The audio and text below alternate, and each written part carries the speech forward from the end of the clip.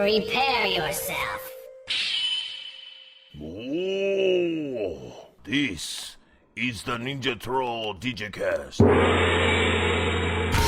Hello again and welcome to the mobile Cathedral of Wisdom as we are set up on the floor of HeroesCon 2016. My name is Tim Dixon and I am joined with Mike Worth, by Mike Worth, not with Mike Worth. I thought we were It's no? grammatical, just Semantics. It's always semantics. It's what it breaks down to. That's right. Welcome, Ninja Troll Nation, to Hall H for Heroes. Is this Hall H or is this This is Hall A. Hall A? We don't quite have an H here. Okay. We ain't that big. We But can- H is for Heroes, damn it. Just play along. We're Hall and A. We have a Hall H for Heroes amount of absurd aroma of an episode of the Digicast today. It's going to be huge. We are reporting to you live from the floor of HeroesCon 2016, as you mentioned. Yes. So this time on our episode, we're going to have in the showcase a really cool, in-depth look at the history of HeroesCon. And we're going to also share some memories. Yes, and I'll share some of my my olden days Old memories. man stories. Old man stories, yeah, exactly. It was the biggest fish you ever seen. And in our movie and TV news, we have casting news about Superman for the next season of Supergirl, which is going to be really exciting. In the comic rack, we have now our first crossover of the Rebirth era. Yes. Which will be between Batman, Nightwing, and Detective Comics. Yes. We'll also have the sales numbers for May. They are out now. And a big announcement that they're doing right now. Folks, we may have that from time to time. Yeah. They're very timely. They happen. Yep, here we go. All right, we'll wait. Yep, we'll wait. Yeah, don't mind us. We're just recording a podcast. Just do it. We'll wait. Okay. It's okay. So who are some of the personalities we've heard on the radio so far? Right, there's Heather Pleager, and has she been doing announcements on the radio? Is she, what's the name? She might be Fancy Pants. I don't Fancy know. Yeah, Pants? they give themselves names, so they pop Who else on and is go, there? hi, this is Fancy Pants. It was the other ones. I don't know. It was Phil. Yeah. Phil's our like late night DJ guy. Yeah, that's right. Yeah. He's the Wolfman Jack. He is. He's like, everybody make your final sales. Yeah. Yeah, the last half hour of each day is like packed with, it's like, okay, really, time's running out. Head to the front. Last call for alcohol. That's right. For Nerdkey Hall. Okay, I think we might be good. I think we're clear. Okay. All right. Clear. The plane has flown over. But we're going to jump right into tidbits. Timmy, take us there. Yeah, first thing, a couple birthdays this week. Arthur Darvill, who plays Rip Hunter on Legends of Tomorrow. It's my uncle. That's right. He turned 34. And Willa Holland, who is Thea on Arrow. I correct myself. I'm both their uncles. They're too young to be my They're uncles. too young, exactly, yeah. Yeah. She turned 25 this week. Oh, she's a youngin'. And also, something else I saw in the news, a lady named Jessica Bentley tweeted a picture of herself cosplaying as Luke Skywalker to Mark Hamill. He's notoriously, like, very approachable on social media, and he will tweet you back. Wow. Yeah, he's very, very He's accessible. known for that? Yeah, absolutely. That's great. And so she sent a picture of herself cosplaying as Luke Skywalker and asked, can I go to the con as Luke Skywalker even though I'm a girl? Oh, what did he say? And his response was awesome. Gender matters not when you're rocking the Force like you are, baby. Yeah. That's class. And he added the hashtag fantastically forceful femme and hashtag nice. Jolt in Jedi Jessica. Yeah. So it was, like I said, it's awesome cool. to have somebody that's that accessible, and also something I've heard about him is he when he signs signatures, he like puts in little jokes with his signature. Oh, wow. So like you can Google Mark Hamill, any of them, or? Mark Hamill signature, and there's like web pages that list all of his, and there's a lot of little jokes he puts here and there in signatures to make it like a little more personable. And there's a whole blog about it. Look at that. Yeah, exactly. Yeah. So, well, no matter what subject you come up with, there's like 5 or 6 web pages to it's worth that's it. dedicated to worth it. it. Poop. So Yep. yeah. Oh Yep. yeah. Absolutely. So, and do you want to smell like a Jedi? Oh my God, is there cologne? Yes. What's it called? Lifestyles Perfumes have released What? 3 new scents called Empire, which is for What? men, Jedi, which is for men, or for a man or a woman, and Amidala for women. Smell like Naboo. That's right. That's right. You smell like Tatooine. Strong enough for a Nabooan, but pH balanced for a Gungan. For a Gungan, that's right. Hey, we're seeing people that we know as we're recording. So. Yes, we are. We're recording the radio show, and friends are walking by. Come on back later. Yeah. Okay, so that is our tidbit section. So let's just move straight into the movie and TV news. Meanwhile, back at the Cathedral of Wisdom, it's the movie and TV news on the Ninja Troll Digicast. All right, the first thing in the movie and TV news, The Killing Joke, the theatrical release that they're going to have. He's going to be in town? Yes. Actually, there's 2 locations in the Charlotte area that you can go see it. This is on July 25th. Okay. Both Stonecrest at Piper Glen and Concord Mills. And your house. Both when I go steal it and take it back to my house, then you'll be able to. I shouldn't have admitted that on air. No. Sorry, man. It's a crime. Dang it. But I was actually, I wasn't real sure if we would have even one location and end up having 2 in the area. That's amazing. That's pretty cool. That's really cool. You know what? If you were a pirate, which you are, you would be only beard because you don't have any hair. That's true. Yeah. That's my pirate name right it's there. Only beard. I see his flag. It's orange. And Spider-Man Homecoming has cast Silicon Valley's Martin Starr in an undisclosed part. That's the thing. They're casting a lot of people, but they're not saying who they are, who they're going to be. Oh man! Any ideas that you think who he might be? Who does he look like? I don't know. He. Yeah, look it up. Wait, I can't look it up. Yeah, I'm not connected to the internet. I can look it on my phone. But yeah, I'm not sure who because they're I think they're kind of combining a little bit of the Peter Parker, Spider-Man, and Miles Morales because they've got the universes. Like, would they have a Miles Morales? Well, I don't know if I don't think they're going to do that. I think they're kind of taking the 2 and slightly combining them together because the one guy who was cast, who people are thinking he could be like the Genki character, who is Miles Morales' best friend. Like the description of it sounds just like Genki. Oh, but Peter Parker never had like a little friend. A confidant friend that he told that he was Spider-Man. I thought it was Starfire and Iceman.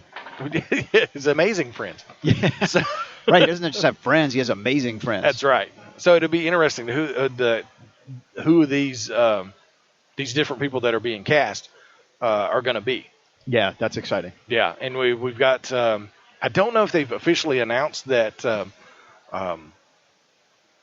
Michael Keaton is going to be Vulture. Yeah, I don't know if they've officially announced that he's Vulture or not. Okay. But Vulture is our villain. Do we have that for sure? Wow, I'm sorry. I just my words escaped me. I just looked up and saw a Booster Gold cosplay. Oh my God, that dude is awesome. Wow, that's awesome. Cool. Okay. Sorry, easily distracted here, folks. Yeah, Timothy D. I don't know if I hope he comes says hi. That'd be cool. Yeah. I don't know if they've officially announced whether he's the Vulture or whether the Vulture is even. I think the overwhelming rumor is that Vulture is going to be the villain. Well, he'd be the best character. We've said, right? I mean, it could be a cool combo, maybe Mysterio. That's true. Yeah, they may throw in. I hope they don't pull a Batman Returns and keep just chunking villains in until it gets overwhelmed. That was an episode of 66 that just that never happened. I feel like that movie. They were like, let's do this, the missing episode. Let's do this and do this and do this and crossover. do this. Yeah. Just no penguin subs. Yeah, it's not cool. So, and they've also said that Wonder Woman's invisible jet will not be in the solo Wonder Woman movie. Why? See, I had to rewrite that because I originally was writing and say the invisible jet will not appear in the solo movie. Which would have been ironically funny. That can be interpreted several different ways. So, but yeah, they're not going to use. I don't know if they're saying it's just a little too campy. Yeah, I mean, what kind of jet would it be? Like originally, she had a plane with a propeller, right, in the 40s. Yeah, an invisible plane. But it makes so much noise. But they don't make. Yeah, they just don't understand stealth. Like I think that was 1940 for stealth. It was a biplane. Oh my God. But transitioning over to TV, Yes. The Walking Dead left us wondering when they finished the season about who is going to die. Who got hit with the bat? Yeah, Lucille. they're keeping everybody, even the cast. In the dark? They don't know? Dark. What they did is they shot 11 different cast members being killed by Negan. Oh Lord! So Just they're going to keep it. Yeah, they're going to make the decision in the editing room of who it is. Man, that's So awesome. yeah, it's based on performance. I bet whoever gave the best. I feel sure they know what they're going to do. They're just keeping it from them so they don't spill the beans somewhere. I'm sure they've made the decision. And do you think it's going to be Glenn? I mean, you want to just call it? Like, what do you think? I would figure it would be Glenn.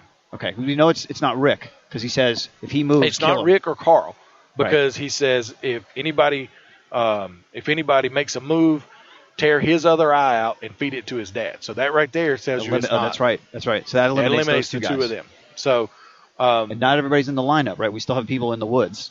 Michonne and Yes. who else is in the woods? Carol and who was with Maggie. her? No, Maggie's in the lineup. Right. Maggie, Glenn, Sasha. Is it Eugene. Abraham. Eugene. Abraham was there. Glenn. Glenn, yeah. Yep. And he said taking it like a champ. So Yeah. who took it like a champ? Like Well, getting I hit think with a bat. that was out of the comics too. I think he said that when he was beating Glenn to death in the comics. Yeah. So, but if it is Glenn, it's going to be kind of weird because everybody thought he was dead and they brought him back just to kill him. That's a It heartstring seems, pull there. But, they've done crazy but- things before. Abraham died in the comics like Dr. Denise did. So the arrow that came through, like she's standing there talking, and all of a sudden the arrow popped through her head.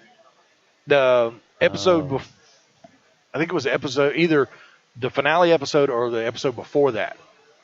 That was how Abraham died. So technically, he's kind of free game now too, Oh, yeah. because he's dead in the comics. Oy. But of course, they're. I'm getting the feeling like I did at the end of the season. Like See, I'm bringing it all back. you are. You're scripted. It's just so good. It's like it's visceral yeah, to me. so it's interesting. It could be because Abraham's death in the comics was borrowed for somebody else. the Maybe doctor. he's gonna borrow somebody else's death. Could be. So maybe it is him. Interesting. Although I don't know if you were Negan and you were trying to decide that, Abraham's the biggest one. you'd want that's a good strategy, right? To Yeah. think about, well, who would you want not hurting you later? Yeah. I mean, and could. Yeah. Right? Could overwhelm dudes and hit you and knock you down. Yeah. And that would be Abraham. For sure. Yeah, Abraham's ginormous. He is a bad motor scooter, as, He's a big as boy. somebody I know likes to say. That's right. Yeah. So in October, we'll find out.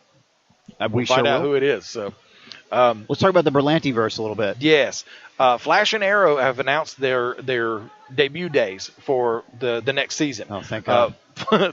Flash and Arrow will premiere on October 4th and 5th, respectively. Then Legends of Tomorrow will start the next week, Thursday the 13th.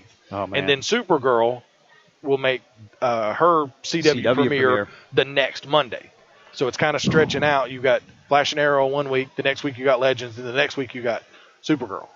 Timmy, you just put my vibe right back to good. Now I have expectations. No pun intended.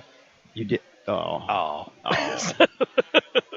That was good. And was good. also from the what do we call it? The Super Legends of Flaro. Yeah, Super Legends of Flower Girl. There you go. Yeah.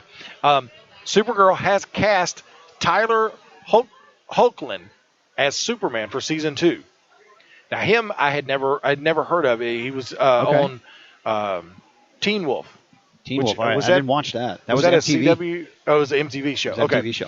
Um, But it's a soap opera version of teen drama version of Teen Wolf. Okay. Yeah. So I'd never heard of him, so I looked him up. As soon as you see the picture, you go, oh, okay, yep, he looks like Superman. It was a horrible series, I heard, because there was no best friend Styles. Oh, okay. Remember Michael That's right. Michael J. Fox's best friend Styles? That's right. So Who's like, let's van surf in the town. it's the bad influence, Oh my God. and when you're a bad influence on a werewolf, that's wrote pretty that? bad. Yeah.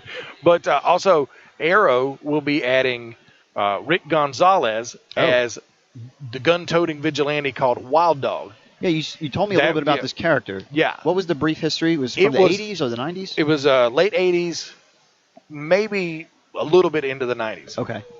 But it was essentially, like I said, a gun-toting vigilante. He wore a hockey mask and like a football jersey. Sweet. And it was like from his high school, I think, or his university. And it had a dog, like a laughing dog, on the front. That was like that he painted, or was it like the logo? No, of the it was team? the logo of the team, which is kind of a That is giveaway. so crazy. It's like, hey, Yeah, like, who is that? you're from Central High School. Let's look at the roster. Exactly. Yeah. But yeah, he was just a gun-toting vigilante. It was like when things were getting darker and like the Punisher was getting more popular, so they needed a killer. Yeah, with basically, guns in the night to do the do. And he has been Rick Gonzalez has been cast as Wild Dog, and Josh Segura has been cast as the gun-toting vigilante called Vigilante. His name is Vigilante? His name is Vigilante. Oh. They couldn't have thought about that a little bit more? There's actually been a couple of Vigilante. Really? Like is it like a mantle, or is it just that they've reprised the character or something else? Yeah, they've reprised the character, and it's been a different person. So. Okay. But nobody's been like, I will take on the work of people before me. I'm doing the good work. Okay. I'm doing the old Vigilante's good work. That's right. Yeah. And Legends of Tomorrow has cast Nick Zano as Nate Haywood, better known as Citizen Steel from the Justice Society of America. And Citizen Steel is the Captain America, like almost Basically, verbatim. It looks like, he's got like a, it almost looks like a mohawk because he's got kind of like a fin on the top of his helmet. Looks like a 50s type of car. Yeah, fin and type of deal. the big star in the center of his chest. And does he have steel skin or is he just wearing a suit? I don't remember that well. I can't either. But isn't there a female version that like is his partner? Because they come from Earth, what is it, S? Or aren't they from another? They would be Earth 2 because they're Justice Society. I thought they were a Charlton thing. Am I getting that wrong? No, I don't think or? so. No, I'm thinking of Bullet Man and Bullet Girl. There you go. Yeah. Sorry. But because it's a generic World War II era stupid thing. Yeah. Sorry. Yeah, Sorry, they were from the Justice Society, so they would be Earth 2. Yeah. Gotcha. Let's see if let me look him up and see if he does kind of look like he has metal skin. Okay. And there's been 3 different Commander Steel, also just Steel or Citizen Steel.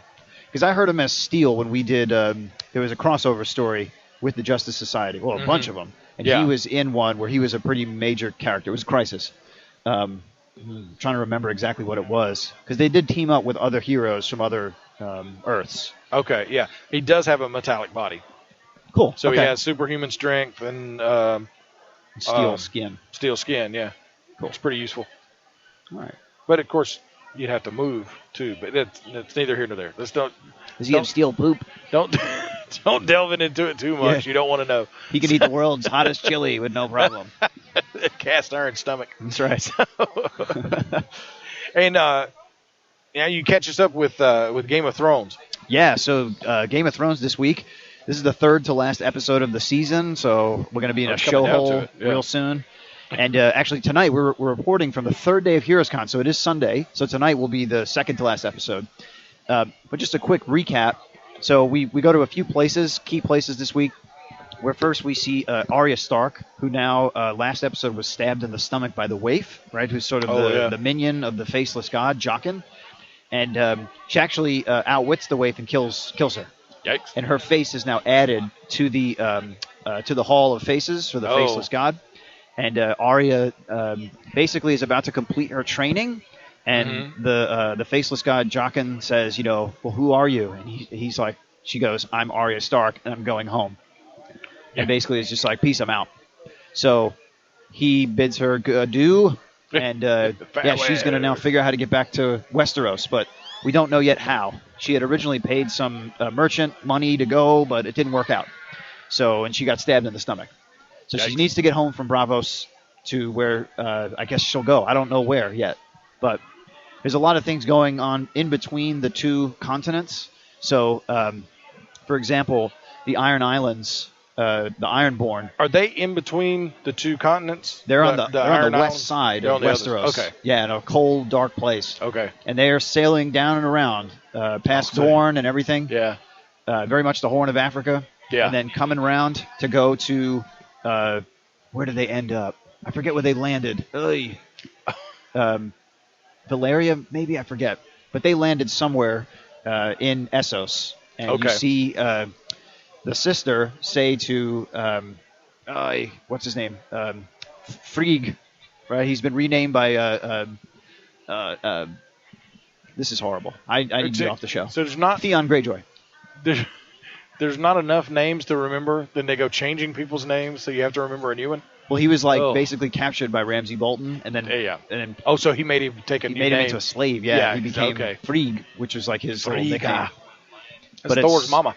But it's Theon Greyjoy, right? Okay, Who's sort yeah. of coming out of his meekness, and Yeah. she pumps him up and says, "I need you. Are you with me?" And he looks at her and says, looks at her like finally after looking down for many episodes, and goes, "Yes."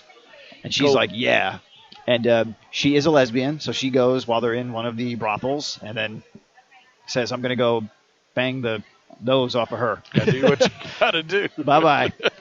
So that's what's going on in that part of the world. Now we're back in Westeros. We're at River Run, where Jaime Lannister and the Lannister army are mounted outside of River Run, ready to take it on. Mm-hmm. And they have Edmure Tully, who was captured right after the Red Wedding by the Lannisters, right? Yeah. And the Carr Starks and all the bad people. And anyhow, he basically, Jaime says, all right, we're not going to take River Run by force. So he says to Edmure Tully, you're going to walk right in. Originally, they had him by the throat, and they were going to cut his throat. And Yeah. he's like, yep, kill him, the Blackfish. Yeah. Says, yeah, kill him, I don't care. We'll outweight you. You can't get through these walls. That's And then, hardcore, man. And then It's Jaime, really hardcore. yeah, he doesn't give anything. Yeah. And then Jaime had like a real stern conversation, like a Lyndon Johnson style, like leaning Yeah. in your face type of thing, with Edmure Tully about how you're gonna walk in there and you're gonna tell them to lower the gates and we're gonna walk in, or we'll kill all of you. He's like, Wow. he says, for Cersei, I would kill every single one, Yeah. last one of you Tullys. That's what it takes. Yeah. He had the mean face on. The mean face. That's And right. so he walks in, and then Edmure Tully says, lower the gate. Where's the Blackfish? We need to get him. And, like, they open the gates. Jaime walks in. That's Cool. it. And that's where they kind of leave it. Wow. So we'll see how River Run goes. Then the Blackfish actually jumps in like a horse and takes off. He knows that if he stays, he's dead. We now jump to King's Landing, where Queen Cersei, or Cersei Lannister, she basically, her son Tommen, decrees that trial by combat is now illegal in Westeros. So he's the king. He's the now. king. Right. Okay. So the High Sparrow makes it illegal. He tells him to make it illegal. So he's being played by this He's religious being- yeah. leader. Very reminiscent, I suppose, of like a church of, like the Pope manipulating a Roman emperor, Yeah. for example. Anyhow, that stinks because if she can't have trial by combat, then if she's found guilty in her trial, right, Yeah. for being a sinner, She's she done. can be put to death. Yikes. And she can't then say, hey, trial by combat, because she has the Mountain, who's a zombie who will kill anybody. Oh, he's a zombie now. There's a scene Yikes. where he was brought back to life last season, and he's Oh. now just an undead killer. Like, Yikes. As So what- opposed to the live killer he used to be. Exactly. He would still kill anybody. So, but he feels no pain. yeah. So Oh, man. there's a scene where That's Cersei's awesome. Cersei's walking around, and her other son, I forget his name, who became like a religious fanatic. Oh. He shows up with a bunch of the brothers with their 7-point star and burned on Yeah. their forehead, Yikes. and he's like, "You can't leave the Queen's Tower or whatever." And she's like, "I'm going where I want." You can. And she goes, "If you proceed, you'll have to give us no choice of violence." Yeah. And she goes, "I choose violence." And the Mountain steps up, and a dude puts a spiky mace in his chest through his armor, and the Mountain just takes it out and then Oh, smushes the man. guy, and then he rips somebody's face off. Yikes. And the Like brothers, Roadhouse. the brothers of the High Sparrows, yeah, Roadhouse. Sorry, I saw that Family Guy the other day, and he just kicks everybody in the face. Roadhouse. Yeah. He pretty much frightens the hell out of all the High Sparrow and the Sun, Yeah. making them tremble that'll before do it. her. But That'll it do may it. come down to where she's going to be in trouble because she won't be able to pull that right of trial by combat. Then we catch up with the Hound, who also now, after seeing his whole religious cult killed before him by the Brotherhood of Without Banners, he finds other Brotherhood members who have captured them and basically says, y'all, if you don't let me kill them, I'm going to kill you. Yikes. So they come up to a negotiation, and they let the Hound kill 2 out of the 3. That's a negotiation. It's really funny. And then we see another person who is brought back to life, who the Hound actually killed. Oh. And because the Hound killed him, they're like not at odds with each other, because he's like, well, you needed to kill me to fulfill a blood debt. He's like, so we're square. It's all good. We're cool. Very strange. Very strange. But I mean, I know you killed me, but I understand why. But so I get cool. it. We're cool. Pound, Westeros, 7 Kingdoms, Shuffle, just hug it Shazam. Out, Exactly. But now the Brotherhood Without Banners may be another force that could come in and help the Stark army, right? So we're starting to see all these little crop-ups of armies that could potentially unite to defend or fight for Westeros. Khaleesi still has her army. That's where we go. Over? That's where we go last. This was the final scene, an incredible scene. So Daenerys now, not in the episode at all. She had the big, we have dragons, and I'm the mother of dragons. And then the Dothraki bow to her again. So now they actually... so she has, what, millions? If about. I don't know how big the Dothraki are. I mean, wow. Could be. And they're all, like, crazed warriors. I mean, they'll die for her. Yeah. I mean, especially. So it's amazing that we're in Marine, and the slavers, right, the masters, they negotiated with Tyrion to have a 7-year transition to end slavery. Yeah. They call it the Lincoln transition, because that's what Lincoln promised the Southerners, right? It was not an immediate one, but a 7-year transition. So anyway, they sort of accept the deal, but they're like, we'll think about it and let you know. But then they show up with a navy to attack Marine and take it back. Yeah. And the Unsullied are on call, and they're very much weak. And there's also the Harpies, the sons of the Harpy, who are like the religious fanatics who wear gold masks, and they just show up. Oh. That are internal. So they're very much pinned down, the Unsullied. Plus Daenerys has been missing. So now, right at the last minute, we see Jorah and Tyrion and everybody, oh my God, what are we going to do? And all of a sudden, Daenerys, a dragon drops her off in the window, and she walks in and she goes, let's do this. Nice. And it's like, oh my God. Now that's an entrance right there. It was incredible. It was incredible. Dropped off by a dragon.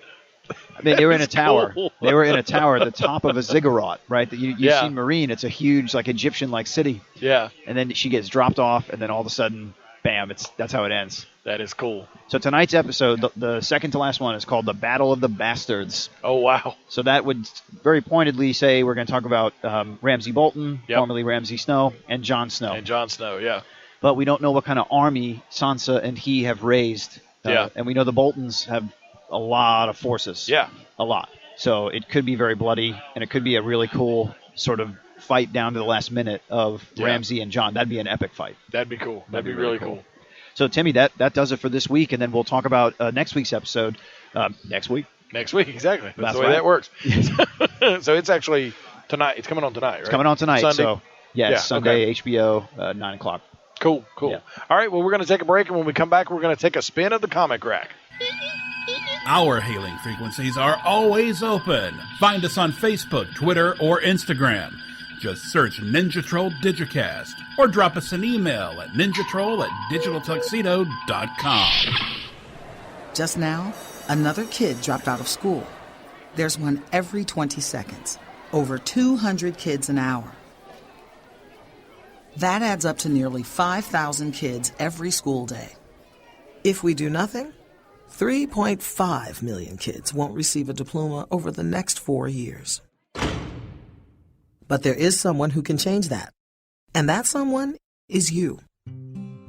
United Way knows that kids who have a caring adult in their life are more likely to make it. So make a pledge. Tutor a child who needs help. Mentor a kid who needs someone on their side. Volunteer to read to children. Because the path to success or failure starts long before graduation day. And the difference between a graduate and a dropout could be you. Take the pledge to volunteer now at unitedway.org. Brought to you by United Way and the Ad Council. Meanwhile, back at the Cathedral of Wisdom, it's time for the comic rack. Hey, nice rack.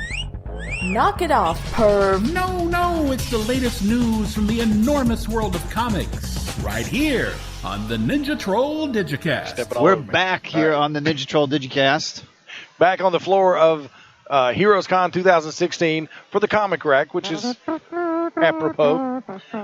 First thing in the comic rack, DC has released a preview of both the Nightwing Rebirth and the ongoing title, both of which arrive in July. Nice. From the images they've released, it looks like Rebirth will feature a bit of a look back at Dick Grayson's past as Robin, Batman, and Nightwing, and as a spy. Oh, it's Grayson. As Grayson, yes, Cool. Exactly. He will be returning to Gotham City and to his blue and black uniform, which I love. Your favorite one. Yeah, I did. Will it glow? But I never really understood the change to red. Because you had Red Hood, Red Hood, and Red Robin, but right. Nightwing was fine with his blue and black and blue scheme, so just stick with that. But right, so yeah, they're going back to that, and it's interesting. He's going to be in Gotham City again instead of Bloodhaven because he became the protector of Bloodhaven. So, but the big question for me is, during the Forever Evil event a couple of years ago, the Crime Syndicate revealed his secret identity. That's why he became and to the world killed him. And the that's world why he became Grayson as the spy? the world didn't see him be brought back. So to the world, he's dead, and everybody knows he was Nightwing. Oh, so Nightwing, they think Nightwing's dead. There's probably memorials to him and stuff in Bloodhaven and so. And it'll be interesting how they're going to do that with Rebirth. Are they just going to wipe that away? Are they going to come up with some way for him to come back? A background story. And if he comes back, does everybody know he's Nightwing still? Yes. That's the real questions that I have is how they're going to handle that. Well, they might think it's a new person being Nightwing, maybe, and then he'll ease back in. Possible, and say, yeah. Haha, I'm here. Look it's at me. alive. Yay. It's alive. Although, the thing that got me about that was like, okay, if everybody knows that Dick Grayson is Nightwing. Yes. They know it's kind of a known thing that Robin became Nightwing. Oh, so they'll link how back could to they? Batman, How could they have not figured out? I mean, I've always said, Dick, Jim Gordon is possibly the worst policeman in the world if he hasn't figured out who Batman is. He just stays alive. That's his chief skill. It's the mustache. It blocks all the bullets and everything. And all the gas. Yeah. All the acid. The ginormous like Sam Elliott mustache. Sam Elliott. Yeah. I could do with Sam Elliott playing Commissioner Gordon. I could do with that. That'd be all right. Let's move on, please. Let's move along. Move along. Nothing to see here. Sam Elliott. The first issue of Green Lanterns has introduced a new power to Simon Baz. What is it? It's called Emerald Sight. It appeared to Simon when his willpower spiked, and it gave him a blast of crazy visions, including glimpses of a new Guardian. Whoa, a good Guardian or a bad Guardian? It just says a new Guardian. Oh. A Jessica Cruz in trouble, a death, a betrayal, and a dark figure with glowing red eyes. Ooh, do you think that's what's his name? The Red Lantern. Yeah, the Red Lanterns are a big part of they have Atrocitus and the Red Lanterns have hatched a plan to keep their core from dying. That could adversely affect the civilization on Earth because there's only like 3 of them left. So they're afraid that Atrocitus is afraid that they're going to be just kind of cease wiped to out, exist. and there won't be any more Red Lanterns. So he has to come up with a plan. And the way he looks at it, you can't make an omelet without breaking some eggs. And if people are the eggs, then he's fine with that. Then put some cheese on it. Yeah. So there's a good amount of stuff for them to have to worry about, and they're both rookie lanterns still. Yes. So. That's cool. I like this sort of remix of the Green Lantern story, Mythos and Rebirth. Yeah, the series could be pretty interesting. So, yeah. Also, in the Wonder Woman Rebirth special, she found that she had conflicting memories of her own history. So the whole thing of the Rebirth was her saying, sometimes I remember it this way, sometimes I remember it this way. Is it that golden to silver age difference? Yes, it's little bits of her origin that has changed through the years. Wow. So, and they're playing it as somebody's been lying to her. She actually uses her lasso on herself. She wraps it around her arm to get the truth out of her? to ask questions. Oh. And she said, "Who are you really?" Yeah. And she says, "You're Diana of Themyscira, and You're a and Scorpio you've been deceived." Ooh. And they in Rebirth, DC Universe Rebirth #1. What happened there? It was revealed that she had a twin brother. Whoa. Oh, right. We call him Wonder Man. Yeah. He Steve Trevor wasn't the first man to have been on Paradise Island. It was her brother. It was her brother. And was he? Did he come to be the same way as she from clay, or? I think so. Was she I don't molded know. like at the same Yeah, she was. time Yeah, and because they everything? show him and he's like covered in clay. So yeah. Wow. So yeah. So she needs to find out who's been lying to her, and where and who her brother is. That That's could be awesome. really interesting. That's such a cool. And the wow. Wonder Woman series is going to be very different because it's split every other month, or actually, it's doing twice monthly. So one issue will be the current story that's going on. Mm-hmm. The next one will be like a year one.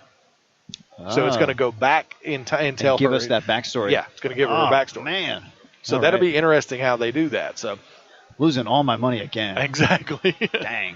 And Civil War 2 #2 came out this week. Unfortunately, I haven't read it yet. Okay. What's been cliffhangers from issue 1 that they're going to Well, talk it was the about? death, and Tony, Of course. Rhodey's death, and Tony was basically just losing his mind. And the other death. What was the other death? She-Hulk, She-Hulk. yes. But Tony is going on the attack on New Adelan. Oh. But Captain Marvel, Carol Danvers, tips off Medusa that he's coming. So And they there's going to prepare. be another rift. Inhumans. Yeah, because he blames the Inhumans because it was Ulysses that said that they needed to go fight Thanos, and Thanos is the one and it that was the killed Rhodey. precognition stuff that Exactly. they got that he got Yeah. wrong, and then Yeah. oh man, So yeah, he's now heading to New Adelan to attack them. So it's just gonna awesome. it's gonna escalate things more and more. So yes. and also we've been seeing the teasers from Marvel Comics that say Spider-Man Dead No More. Yeah, That is going to be the clone conspiracy. Oh, about all the clones they made Yeah. of Peter. Spider-Man says send in the clones. Send in the The clones. Jackal has over the years has cloned Peter and Gwen many times. Now he's doing other people. Like Rhino's wife, he cloned and brought she her had back. powers, or no, just to mess with just- Rhino. And control exactly, him. yeah. Wow. I think the images they were releasing for it showed Uncle Ben. So I don't know if he's been cloned and brought back. That could really mess with his head. That would totally break Peter in half. Yeah, exactly. Oh, That's my God. that was the big thing when they released those images. It was like, okay, how would that affect Peter? Because his entire life as Spider-Man has come from this where he didn't His do what he was. motivation. Yeah, he His didn't do core what he was story supposed to, motivation, right? and he was taught a very harsh lesson with his uncle passing away. So how is that going to affect him, both as Peter Parker and as Spider-Man? Yeah, And that'd I be mean, dark. his the charity foundation that he started and Aunt May runs Just the Uncle Ben Foundation. is the Uncle Ben Foundation. Wow. Yeah, Raising money for rice patties. It's- exactly. Yeah, it's so a it could be serious, it could be serious interesting. Cause. Serious cause. But that it starts in October. That sounds The Clone incredibly Conspiracy. interesting. Yeah, Good stories this year. Yeah, Way to absolutely. go. I mean, absolutely. better than the craptastic year we had last year. Secret Wars was decent. It was but it was a decent story, but it just kicked its it was own legs fumbled. out. From It was underneath fumbled. of it. Yeah, Yeah. It was yeah, it's a good absolutely way fumbled. to say it. Fumbled. Yeah. For sure. Yeah, and this fall, DC Comics will have their first crossover in the Rebirth era. Right. This is our big story. Yeah, and it's going to be in the Batman titles.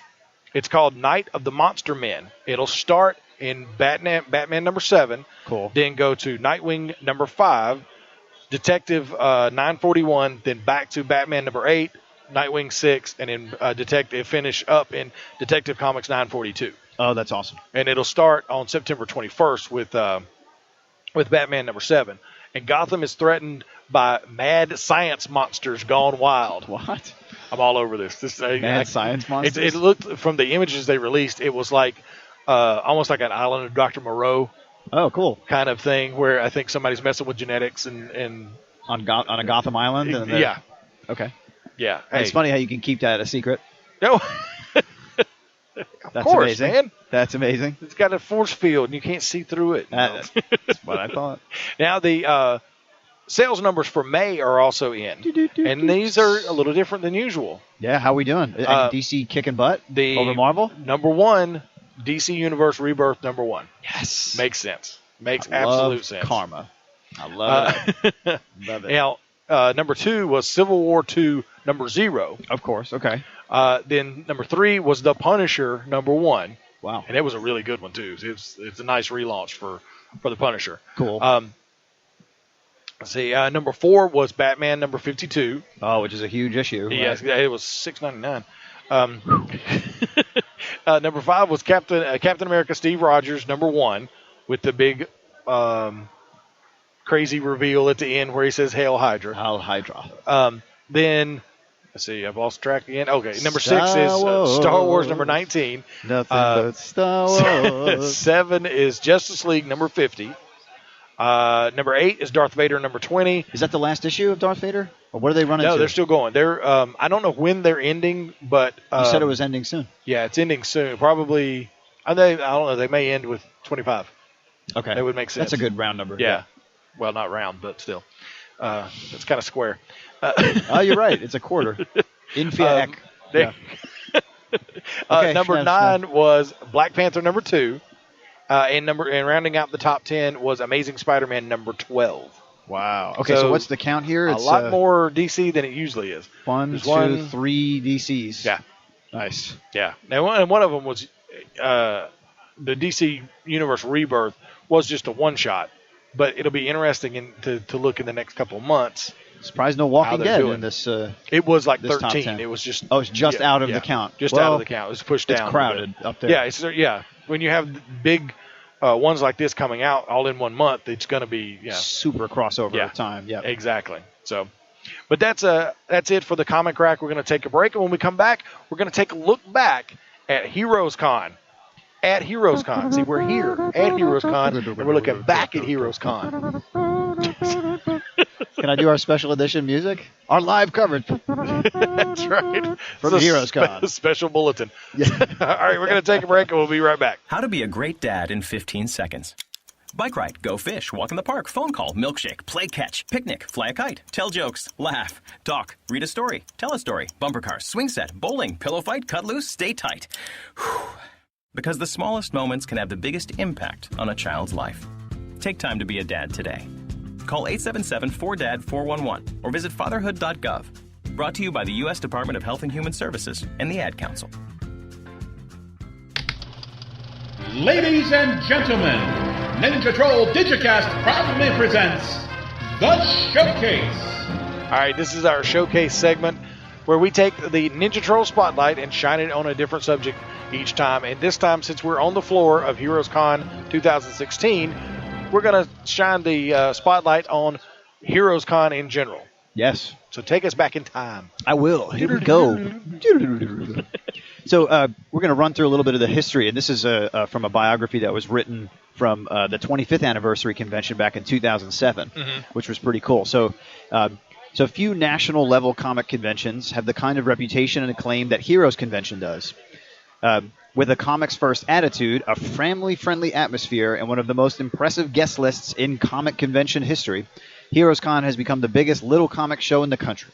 But not by accident. What makes their convention great is our strong foundation in comics, which is something we see That's a huge thing, is going away in a lot of conventions. It's like what it's based on. San Diego Comic-Con is now more of an entertainment con. And right. Like the comics, I think, are off in another room. Right.